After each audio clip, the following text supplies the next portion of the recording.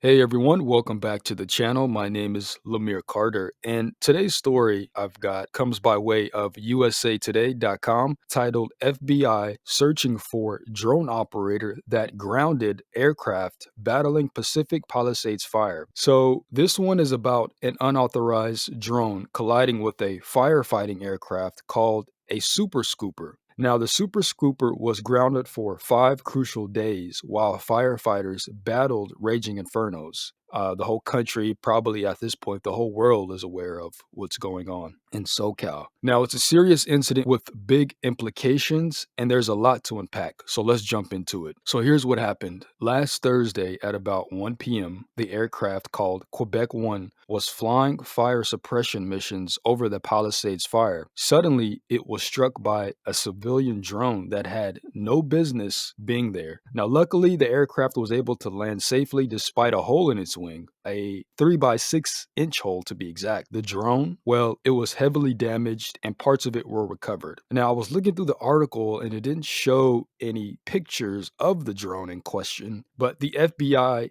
but it does have images of where the drone collided with the craft. So the FBI and FAA are now investigating and asking for public help to track down the drone operator. They've even set up a tip line. But here's the kicker. Despite all the tech at their disposal, like remote ID and things of that nature, they still claim they don't know who flew the drone. Me personally, I kind of find that hard to believe, so I just want to pause here for a second. If this were you or me flying a drone anywhere near restricted airspace, we'd be tracked down and located in minutes, right? So between remote ID, which is literally designed to pinpoint drone operators, and as well as other advanced tracking tools, it's hard for me to believe that they can't figure this out. So I ask, what is going on here? Is it a lack of enforcement, a tech failure, or something else? Because let's be real, you guys, when someone's flying a drone illegally near sensitive areas, authorities usually know right away, right? If I'm conducting a mission out somewhere, say for example, I am conducting an inspection mission on a distribution line. Well, they could track me, right? I have to call in. I have to know what airspace I'm flying in to let them know that, hey, I'm conducting a mission in this area, just to let them know that I'm flying so that any other man craft in the area is aware. But now all of a sudden we're hearing we don't know who it was. So when someone's flying a drone illegally near sensitive areas, authorities usually know right away. That's my point. So you're telling me they can't identify the make, model, and potential owner of that? Now, maybe they have identified the make and model, but they don't know who the owner is. I find that hard to swallow. So let's talk about the consequences. Because of this collision, the Super Scooper was grounded for 5 days while critical fires burned in Los Angeles County.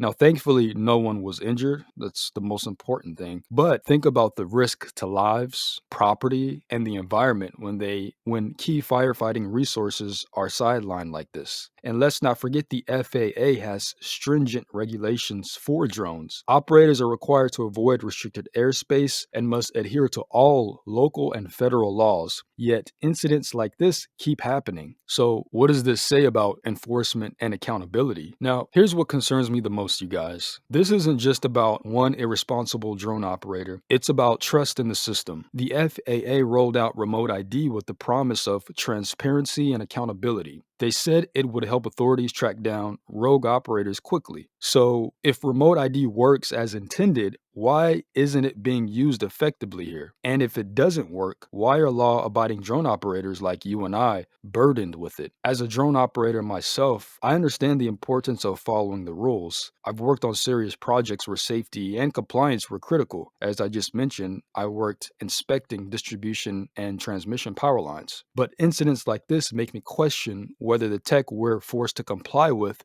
is being used fairly and efficiently, or is it just there to penalize hobbyists and professionals while letting others slip through the cracks? So, this whole situation leaves us with more questions than answers. How did this drone get so close to an active firefighting zone? Why weren't authorities able to track the operator immediately? And what does this mean for the future of drone regulations and enforcement? So, let me know what you guys think. Is the system broken? Is this an enforcement issue, a tech failure, or something else entirely? Let me know your thoughts down in the comment section. And thank you all again for watching.